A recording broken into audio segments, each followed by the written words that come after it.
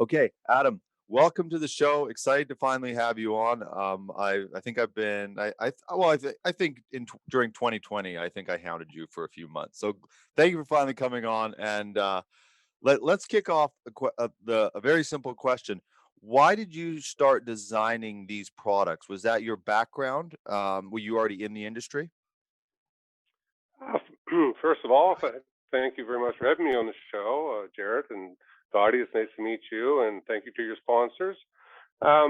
We ran a small excavation business in Nova Scotia, Canada, that primarily focused on ditching, drainage activity, and dredging activities on um, lagoons and small craft harbors for fisheries and some private marinas.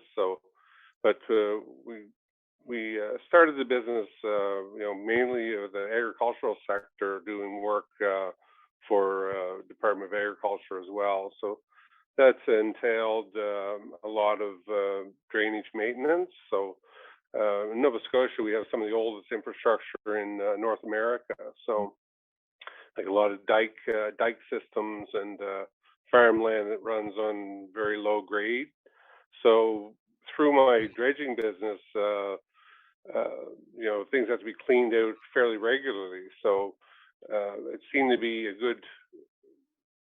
My customers didn't really want to have to bucket clean it with the conventional methods every time. So that gets very expensive and very invasive to the environment.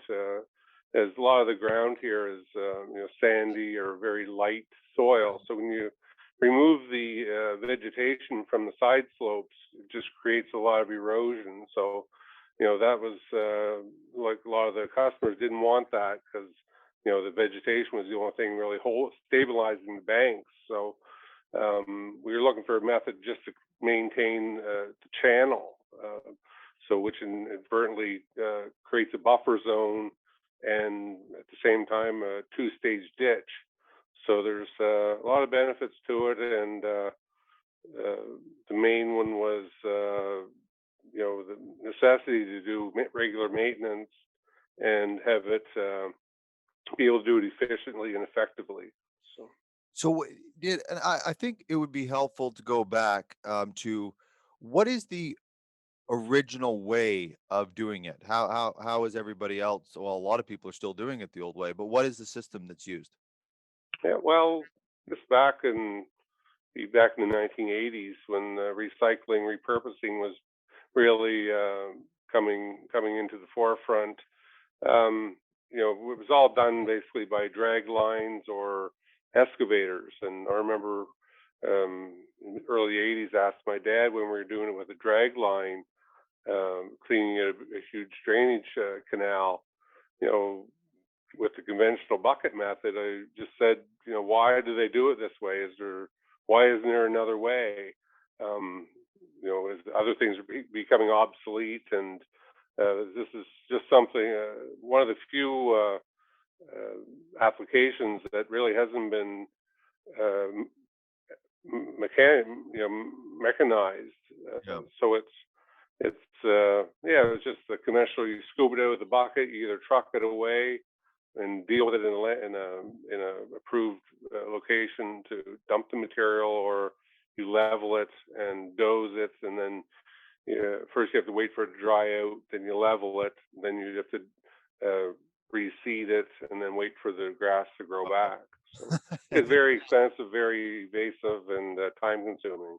And then do you do it all again? I mean, how often would you have to do that? Every couple years? I'm not very familiar with it. So is Yeah, what's well, this? some areas, yeah, every initially until things get the banks get stabilized and efficient uh, channel gets established. It lasts substantially longer then, but yeah, some areas every 3 to 5 years, 7 years, they have to be cleaned out. But those are once it seems you go past the 7 year mark, things are almost back to where you started again. You're doing it all over again. Let's talk Yeah. about the actual product, Adam, because so obviously a lot of people won't have known it's still fairly new to the market. How long has it been? How long has it been in commercial use that you've actually been selling units? We started selling units in 2017, and uh, so that was a very big step for us. And we manufacture the units locally in Nova Scotia.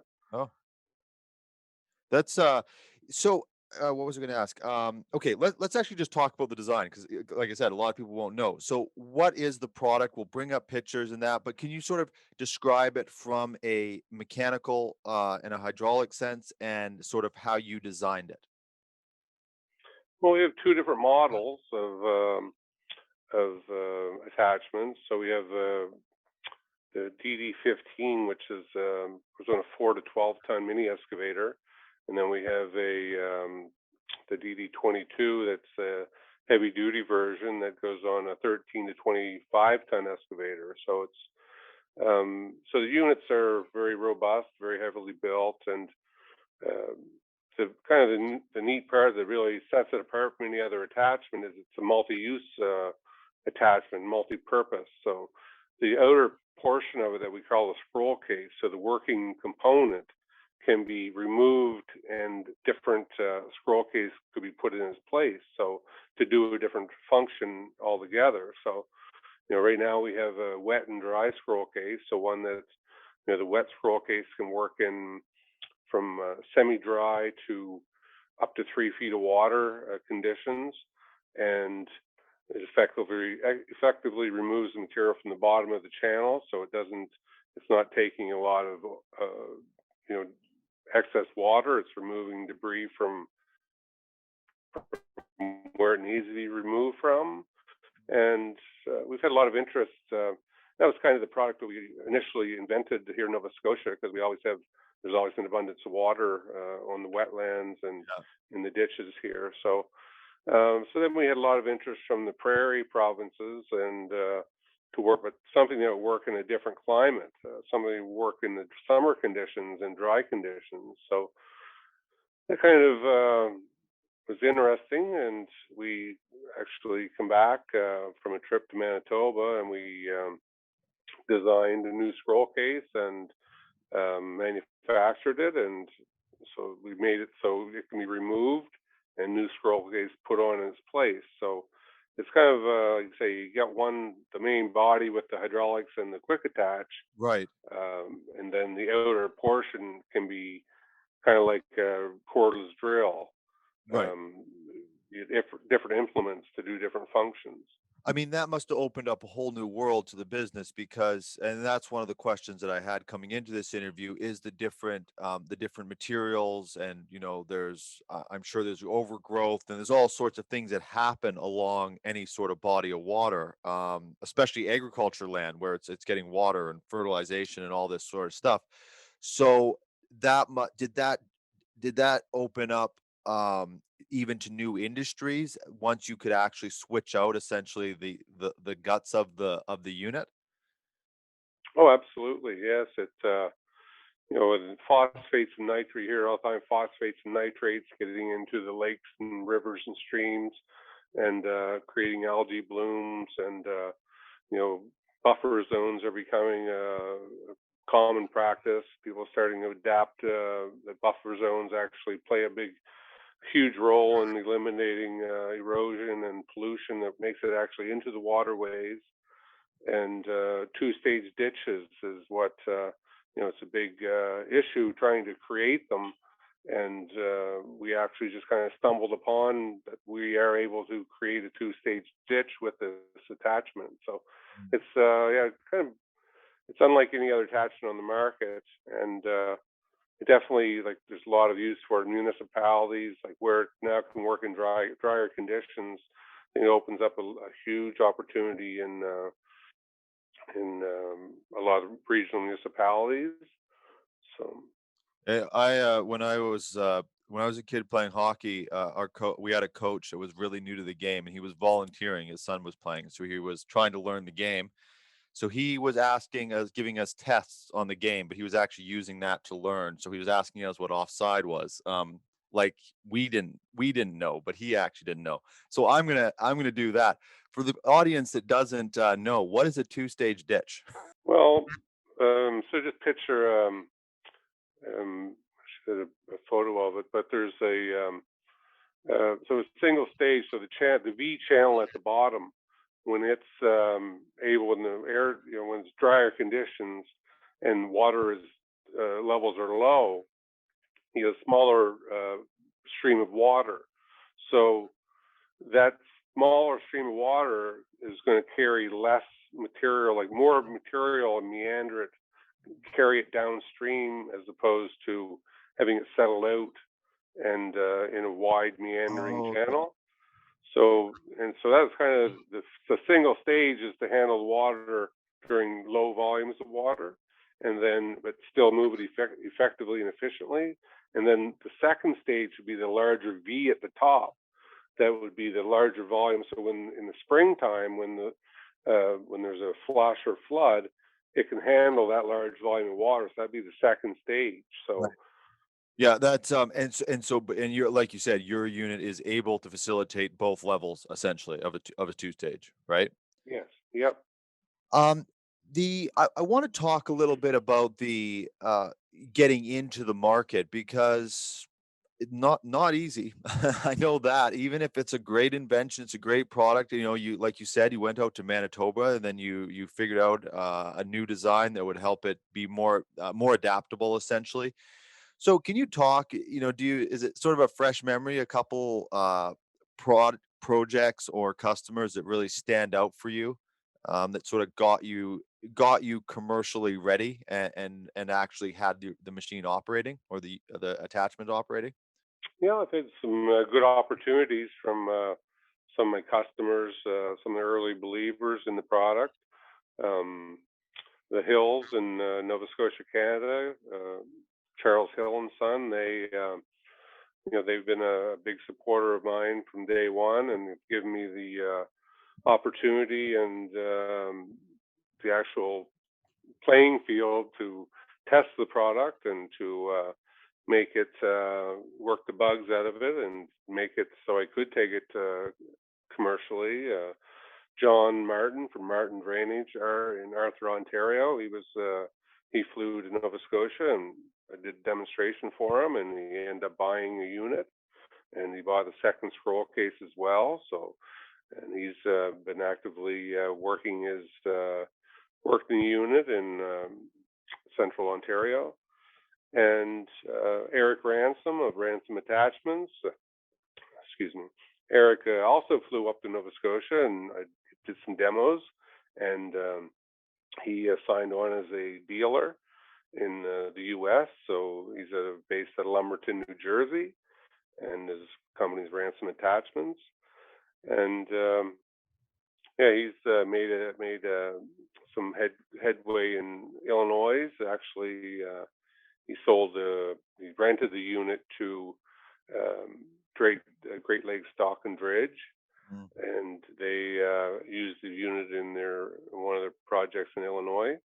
That must be a pretty satisfying feeling to bring a product like that to market because this didn't it's like one of those things. It's like you said about asking your father if why has this system been upgraded? That must be a pretty incredible feeling to take a product, design it, manufacture it, release it into the market, and you've got dealers and operators actually taking your product into the market. Yeah, it's very overwhelming actually. Mm. It's been a long road to get to this point, with a lot of help from my partner and wife, Carol. She's been a huge support for us, and we've been, yeah, it's been a long road getting here, but yeah, we feel we're on a good path, and we have good people behind us, and we're looking to continue to expand and grow. And we're not going to give up until Ditch Doctor is a go-to method, and we're in for the long haul. And it's obviously nice to give credit to people that support you. I mean, in our business, we've had very similar. It's people that actually keep you going, sometimes more than you even realize it. The the unit itself, is it now because you can change it out so that it can adapt to different environments? is there a lot of new development that's going to keep coming that you're looking at, or is it a pretty solid product, right? Is it market ready for all the environments that you're wanting to target, or are there new things that you're already looking at? No, absolutely. That's the cool thing about the product is that it's where we made that scroll case removable. So now any rotary attachment, Mm, any rotary power unit, it can supply. So literally the applications are endless. So we have the two. We actually have the two that are up and working. We have a third prototype we're working at that's pretty well complete. Then we have two more that's we're just in the engineering phase now and looking to follow through and build and do some testing. And definitely going to open up a huge opportunity in vegetation management mm. sector. Yeah, it's very exciting. Yeah, Adam, that's why I wanted you on the show, because what you're doing, and then just to add a little more excitement, you've actually introduced another product onto the market. And that's well, you've got it behind you. I'm looking over your screen here. Um, it's Dredge Doctor. Talk about that. Obviously, there's a lot of mining people, so and I know it's obviously used for other things than mining, but all the dredgers out there are now paying attention. So talk a little bit about that product. Yeah. Well, it's kind of stumbled upon it through one of my customers, a good customer, Fox Harbor Developments, Fox Harbor Resort in Fox Harbor, Nova Scotia. They're a golf resort, but they have a marina there as well. So a private marina for their boats. It's right on the Northumberland Strait, so the body of water between Nova Scotia and Prince Edward Island. And they had an issue with the channel that goes out uh, into the marina from the ocean, fills in with sand and silt. So the only way they could do it was bring a barge in. So Oh we brought yeah. a barge in and used the barge, and then so the next time we seen them, they come to uh, they came to us and they wanted to do it, but so we did it the next time, and we had to build finger roads out just to reach the actual channel, which was quite time consuming and very expensive, and like I say, adds a whole nother uh, timeline on the schedule, just the actual logistics. So we took and I proposed to Mr. Joyce at the time and his son that I build an extension to reach out into the channel so we don't have to build the roads out as far. So they thought it was a great idea and agreed that if I built it, they would use it. So we built one, took my machine from 60 feet up to 73 feet. So we used it and it was very effective, and they cut considerable amount of time off the build or the actual dredging project. So then a couple of years later, we were over. Actually, my wife and I went there for an anniversary, and we went in and we were talking to Mr. Joyce, and mentioned that the project went well last time, and that I proposed that if we built a longer one, we could even shorten the time frame and make it. We wouldn't have to move any rocks. We'd just be able to work off the shoreline.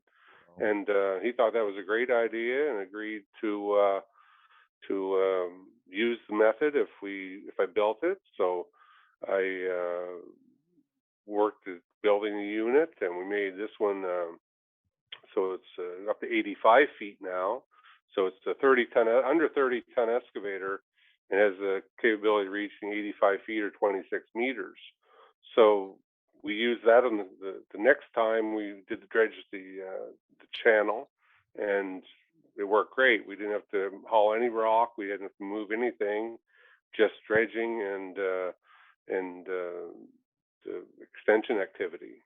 well, I was thinking the sorry rest of Canada, but I think the only place that could compete with BC for just being beautiful landscape is Nova Scotia. And that could be a debate that would go on forever. My sister is out there with with her husband and kids, so I've been out there and it's just unbelievable. Even pictures don't do it justice. So out in Nova Scotia, is there a because there's even municipalities in that it's so much about tourism and sort of preserving the beauty that is the province. Does that open a lot of opportunities because both products that you're delivering are they're so it's so much less strain on not just the environment but the aesthetics of the environment that you're working in. Yes. No, I think that's just something that means a lot to me, and I think that's something that means it's just a common sense practice. I guess in my way of thinking. Unfortunately, no, it really hasn't been adapted by the government here, or doesn't really appear to be a priority. But we're struggling and working towards making that a priority and offering them an alternative method and an alternative solution to many other problems. When you go out into, you mentioned going out into Manitoba, and then you adapted the product, and, I know one of your dealers, I believe they're out in New Jersey. So when you're going out, are people pretty receptive, or does it take a lot of work just to sorta get in the door? Or because this product is because you do have videos and you have these, images and showing it, it's pretty clear what it does. Is it a challenge to get to the door, or are people pretty open? No, I think it's definitely a challenge trying to change people's mindset and change people's way of thinking. Definitely, a lot of people change equals work, and it's all relevant to their workload and whether they're willing to accept change or so even looking for they have to be looking for change, I guess, before they even know it's out there. Mm. Um, it doesn't seem like where it's a new product, new method, you know, doing it the old ways just a lot sometimes easier just Yeah. because that's all they know, right? So, definitely it's struggle getting people to I guess number one realize there's something else out there and for them to want to look for an alternative method. What's the part that you enjoy the most, Adam, out of this whole process? Like, was it the design, getting it out into the market, testing it? Is there certain stages that you really enjoyed that part of the process? Oh yeah, absolutely. The most gratifying part of the whole project was realizing that it actually works. That'll do That it. was the biggest achievement to know that everything that we're doing is all towards efficiency and effectiveness. That's kind of my two words I always seem to go back to as far as describing my products, and I think that stands says a lot for them to for both of them to be able to be in that category. They are both very strong products. I like that you were able to already by the time you came on the show, it's already adapted, so it's across multiple industries. I hope you get a lot of good feedback from being on the show, Adam, because you really and it's manufactured out of Nova Scotia and it's Canadian and it's already getting into the US, like I said on earlier in the show. So it's pretty exciting. It's exciting for me to see companies like yours coming out of Canada. So thanks for coming on the show. I hope as it continues to expand, maybe a year from now you can come back on because I obviously can tell this is just the start of what you're going to be accomplishing. Yeah, no, absolutely. I'd love to give you an update and be able to show some of our new products that we're going to be bringing out. I'll have some more information on them, and how the two. One of the products is a pump application for some of the mining applications. The mining would be a huge advantage to the tailing ponds with with a ditch doctor as a pump, and as well as dredge doctor attachment with Right. the ability to reach into the settling ponds and waterways. Yeah, well, that'll be exciting. Yeah. And hopefully we get, maybe by that time we'll have a couple demos. We can actually see it working and everything like that. Thank you for coming on the show, Adam. I sincerely hope you come back. Pleasure's all mine. Thank you both, and have a good rest of 2021. Yeah, you too. Thank you. Okay, Gowdy. Yes. See, my persistence paid off. You did it. I did it. If it just when you do the show enough episodes, you know that people are going to like certain product lines. It's unique. Again, I keep saying it's coming out of Nova Scotia, it's being manufactured there. It's Yeah. just a good story, and it's a good product. It's actually commercial. If you watch the show, you'll notice that a lot of our shows are commercial. We try to avoid sort of the criteria is to at least have had pretty heavy testing on a product to come on the show, just because we don't want to come a show where we're just doing ideas. So Yeah. as soon as I see something commercial that's at commercial level, I want to have it on the show. Yeah. So thanks again to Adam. Gowdy, where can people follow us, like us, suggest guests? Thank you for doing that so much, everybody. I just got another message this morning, so I got to look into that. Where can people go to do all that? All right. So don't forget, subscribe to our YouTube channel. We've got 2 episodes a week on there. I continue to say we're moving up to 3 soon. Very soon, actually. Yes.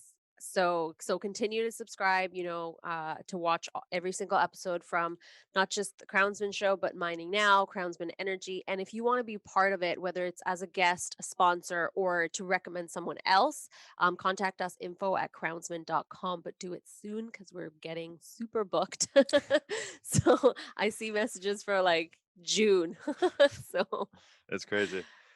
Well, it's the long form. Yeah. At the beginning, Rory was talking about podcasts, and I don't know. Maybe I was born in the 40s or something. I'm not sure what happened, but I never listened to podcasts. Didn't even know what a podcast was till a few years ago. And he's like, "No, people want." I was like, "Do people really want to listen to an hour?" Apparently, they do. A So lot I of and I people, and yeah. and I think that's why we're getting booked up like that. So Yeah. thank you, Gowdy. Thank you, everybody, for watching. Thank you again to Adam and his wife Carol for helping us put the show together. We will see you on the next episode of The Crownsmen Show.